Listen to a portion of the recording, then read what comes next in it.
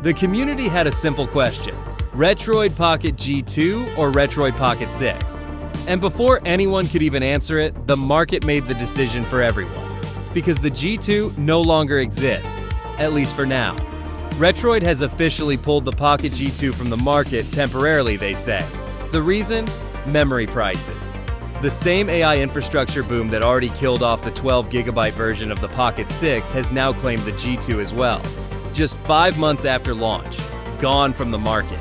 And that's exactly why we need to talk about these two devices today.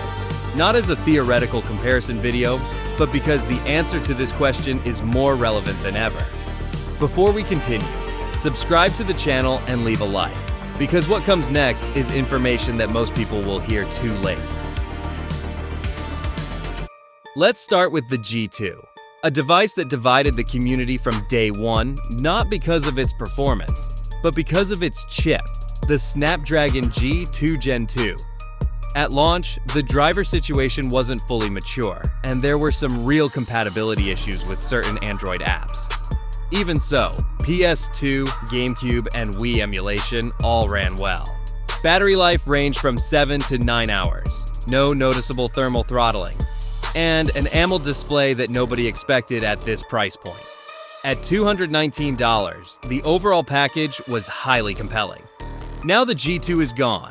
Anyone who still finds one will likely find it on eBay, often paying more than the original retail price. That leaves the Retroid Pocket 6. And this is where things get complicated. The RP6 didn't have an easy start either. The original design was rejected so clearly by the community that Retroid halted the launch, developed a completely new design, and essentially started over. Nearly 70% of the community voted in favor of the redesign in a public poll. It's a move very few manufacturers would have made, and in the end, it paid off. The final product features a Snapdragon 8 Gen 2, a 120Hz AMOLED display, curved grips, and front-facing speakers. On paper, it's the clear winner. In reality, it cost $244 for the only available model after the 12GB version also became a casualty of rising RAM prices. And this is where the real decision lies.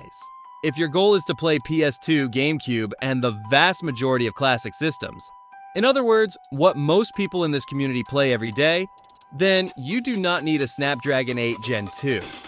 Both devices deliver nearly identical results in that range. The performance gap only becomes noticeable with demanding Switch emulation and extended PS3 gaming sessions. That means anyone buying today is buying the RP6. Not because it's the better choice for everyone, but because it's the only choice. The G2 is gone. Nobody knows when it will return. Retroid itself says, "We truly hope to bring it back."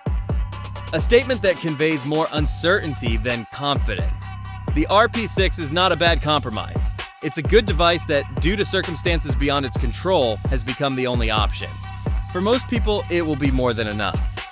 For those who want serious Switch emulation, it was already the right choice anyway. What remains is an uncomfortable realization. Right now, the market is making the decision for you, not you.